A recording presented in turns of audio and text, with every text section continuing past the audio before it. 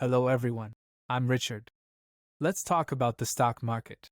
Many people have a negative view of it, but understanding how it truly works is essential, even if you only ever invest in funds. It all started in the 17th century with the Dutch East India Company. Ocean voyages for spices were hugely profitable but incredibly risky. To share both the risk and the reward, the company sold shares to the public, creating the first stocks. This allowed them to raise massive capital for expansion. Soon, a marketplace was needed to trade these shares, leading to the world's first stock exchange. So, what is a stock market's purpose? For a company, it's a place to raise capital by selling ownership shares to the public. For you, it's a place to buy a piece of a company. As a part owner, you can profit in two ways: from dividends, which are your share of the profits, and from selling your shares for a higher price than you paid. This sounds like a perfect system, but this is where things get complicated. While investing is about owning a business, many people are just trading trying to profit from short-term price swings. This is where most people lose money. Stock prices move for a few key reasons, driven largely by public expectation and investor psychology.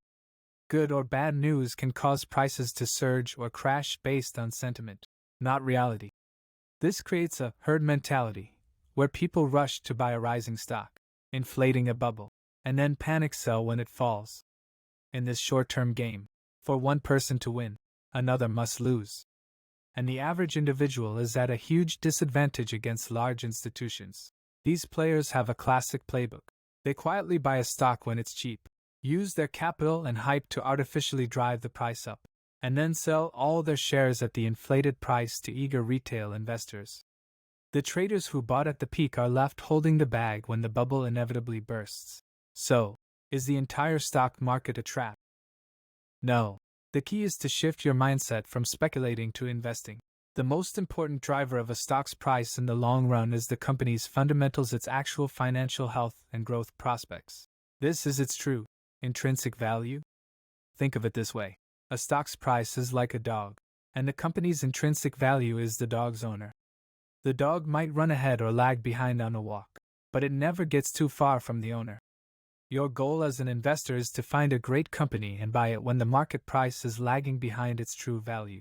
You ignore the short-term noise and hold for the long term, allowing the company's growth to make you money. This is the core of value investing. It's not a get-rich-quick scheme.